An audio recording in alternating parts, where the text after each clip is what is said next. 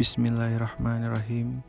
Assalamualaikum warahmatullahi wabarakatuh. Izinkan kami memperkenalkan diri kami terlebih dahulu. Kami dari kelompok 3 dan saya selaku moderator yaitu Agus Hendrawan, dan ada rekan-rekan saya yaitu Muhammad Ilham, Muhammad Rikja, Dwi Setianingrum, Fira Safitri, Rizky Maulana, Muhammad Wijaya, dan Dian Mahsya. Nah, dalam interaksi interpersonal terdapat pembahasan mengenai bahasa. Di sini, kami akan menjelaskan dan memberikan contoh dari beberapa subpoin berikut ini, yaitu 1. Komunikasi verbal dan nonverbal. 2. Prinsip komunikasi verbal dan nonverbal. Dan ketiga, tipe komunikasi verbal dan nonverbal.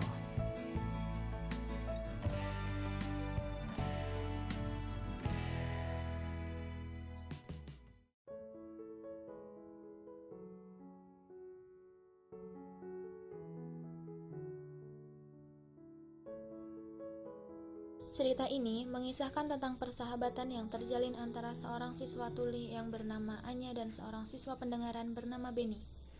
Keduanya bertemu di perpustakaan sekolah dan melalui berbagai interaksi, mereka berhasil membangun komunikasi yang efektif dan saling memahami meski dengan keterbatasan masing-masing. Sinar matahari sore menerobos jendela kaca perpustakaan sekolah dan menciptakan suasana yang hangat dan tenang. Di sudut yang sunyi, Anya, seorang siswa kelas 11 yang tuli, sedang asik membaca buku dengan fokus. Tiba-tiba, seorang siswa kelas 10 bernama Benny mendekati rak buku di dekatnya. Tanpa disengaja, Benny menjatuhkan beberapa buku.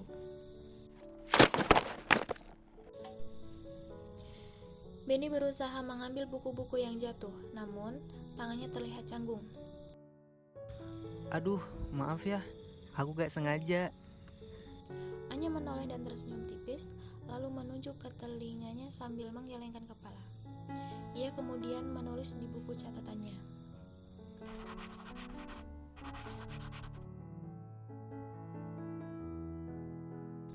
Benny terkejut. Ia belum pernah berinteraksi dengan orang tuli sebelumnya. Ia mengangguk dan memberikan buku catatannya kepada Anya. Lalu Anya menulis beberapa kalimat dan memberikan kembali buku catatan itu kepada Benny.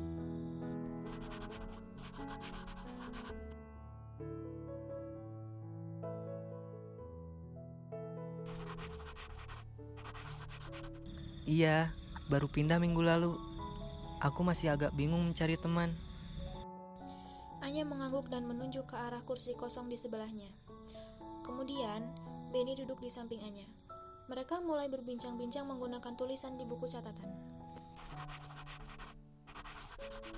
Aku suka banget baca buku tentang sejarah. Kamu suka baca apa?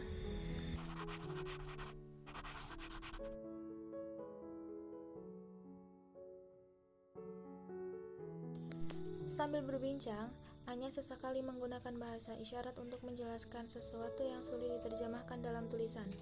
Benny memperhatikan dengan seksama dan mencoba meniru gerakan tangan Anya. Beberapa saat kemudian, seorang teman Benny datang dan memanggilnya.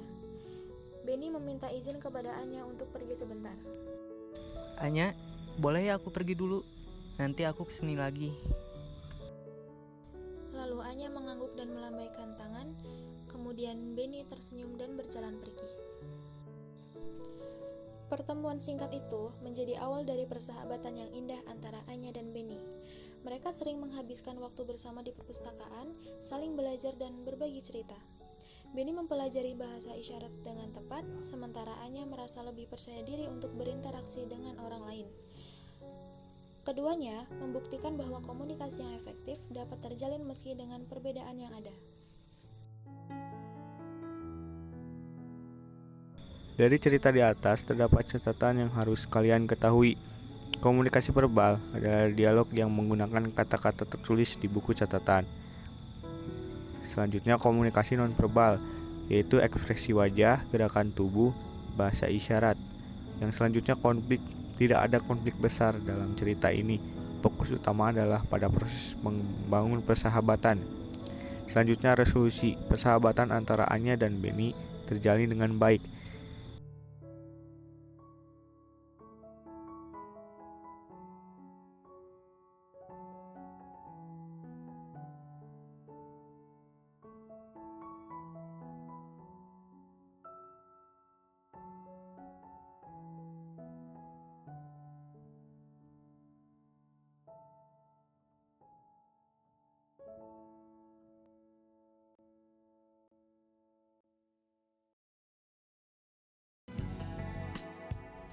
Cerita ini dapat dikembangkan lebih lanjut dengan menambahkan lebih banyak detail dan konflik. Semoga cerita ini bermanfaat. Definisi. Yang pertama, komunikasi verbal adalah bentuk komunikasi yang menggunakan kata-kata, baik secara lisan maupun tulisan, untuk menyampaikan pesan. Pesan ini bisa berupa informasi, ide, perasaan, atau perintah. Ini adalah bentuk komunikasi yang paling umum yang kita gunakan sehari-hari. Sedangkan komunikasi nonverbal adalah bentuk komunikasi yang tidak menggunakan kata-kata, melainkan menggunakan bahasa tubuh, ekspresi wajah, gestur, intonasi, suara, dan elemen visual lainnya untuk menyampaikan pesan. Terdapat perbedaan utama pada fitur komunikasi verbal dan nonverbal. Yang pertama, media untuk komunikasi verbal, medianya adalah kata-kata, dan untuk komunikasi nonverbal, medianya adalah bahasa tubuh, ekspresi, gestur, dan lain-lain. Yang kedua, bentuk untuk komunikasi verbal terdapat lisan dan tulisan. Dan untuk nonverbal, bentuknya adalah non-lisan. Yang terakhir, fungsi dari komunikasi verbal yaitu untuk menyampaikan informasi secara langsung. Maka dari itu, komunikasi verbal dan nonverbal saling melengkapi dan bekerja sama untuk menyampaikan pesan yang lengkap dan efektif. Dengan memahami keduanya, kita dapat menjadi komunikator yang lebih baik dan membangun hubungan yang lebih kuat dengan orang lain.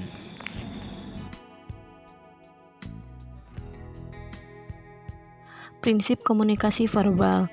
Yang pertama, kejelasan, yaitu pesan yang disampaikan harus jelas, mudah dipahami, dan tidak ambigu. Hindari penggunaan kata-kata yang bermakna ganda atau kalimat yang berbelit-belit. Kedua, keakuratan, yaitu pastikan informasi yang disampaikan akurat dan dapat dipertanggungjawabkan. Informasi yang salah atau tidak lengkap dapat menimbulkan kesalahpahaman. Yang ketiga, relevansi, yaitu sesuaikan pesan dengan konteks dan tujuan komunikasi. Hindari penyampaian informasi yang tidak relevan atau berlebihan. Yang keempat, efisiensi. Sampaikan pesan secara singkat dan padat tanpa mengurangi substansi. Hindari pengulangan yang tidak perlu.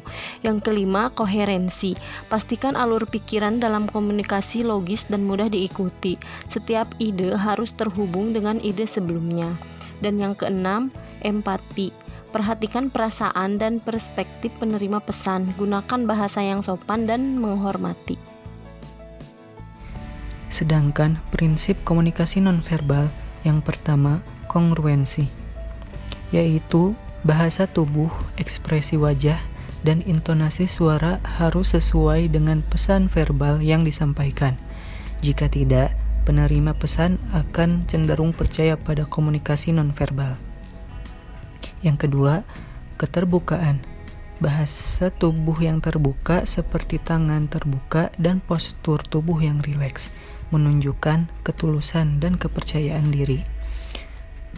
Yang ketiga, adaptasi, yaitu sesuaikan bahasa tubuh dengan situasi dan budaya. Bahasa tubuh yang dianggap sopan di satu budaya mungkin dianggap tidak sopan di budaya lain. Yang keempat, fokus, yaitu berikan perhatian penuh pada lawan bicara. Hindari gangguan seperti melihat jam tangan atau bermain dengan ponsel. Yang kelima, ketepatan, yaitu digunakan bahasa tubuh yang sesuai dengan pesan yang ingin disampaikan. Misalnya, untuk menunjukkan keseriusan, gunakan kontak mata yang kuat dan postur tubuh yang tegak. Tipe komunikasi verbal. Terdapat 2 tipe komunikasi verbal, yaitu yang pertama, komunikasi verbal lisan. Adalah yang melibatkan percakapan langsung, presentasi, diskusi, telepon, dan bentuk komunikasi suara lainnya. Seperti contohnya, berbicara dengan teman, mengikuti rapat, dan memberikan presentasi. Dan yang kedua ada komunikasi verbal tertulis, yaitu yang melibatkan penggunaan kata-kata tertulis untuk menyampaikan pesan. Seperti contohnya yaitu surat, email, pesan teks, laporan buku, dan postingan media sosial. Tipe komunikasi nonverbal. Terdapat 6 tipe komunikasi nonverbal, yaitu yang pertama ada bahasa tubuh, yaitu gerakan tubuh, postur, dan gestur yang kita lakukan dapat menyampaikan berbagai emosi dan makna. Seperti contohnya bersandar menunjukkan kebosanan, bersalaman menunjukkan keramahan. Untuk kedua, ekspresi wajah. Wajah kita dapat mengungkapkan berbagai emosi seperti senang, sedih, marah, takut, dan terkejut. Yang ketiga, kontak mata. Kontak mata dapat menunjukkan ketertarikan, kejujuran, atau ketidakpercayaan. Intonasi suara. Nada suara, volume, dan kecepatan bicara dapat mengubah makna dari kata-kata yang kita ucapkan. Lalu ada ruang pribadi, yaitu jarak yang kita pertahankan dengan orang lain dapat menunjukkan tingkat keintiman dan kenyamanan kita dan mereka. Selanjutnya, penampilan, yang dimana pakaian, aksesoris, dan penampilan fisik lainnya dapat memberikan kesan tertentu tentang diri kita. Sebagai contoh, saat seseorang mengatakan, "Saya baik-baik saja," dan ada suara yang datar dan sambil menghindari kontak mata, pesan yang sebenarnya mungkin berbeda dari kata-katanya. Bahasa tubuh dan intonasi suara di sini memberikan petunjuk bahwa orang tersebut mungkin tidak benar-benar baik-baik saja. Nah, sekian dari video kelompok kami. Bila ada kesalahan, mohon maaf sebesar-besarnya.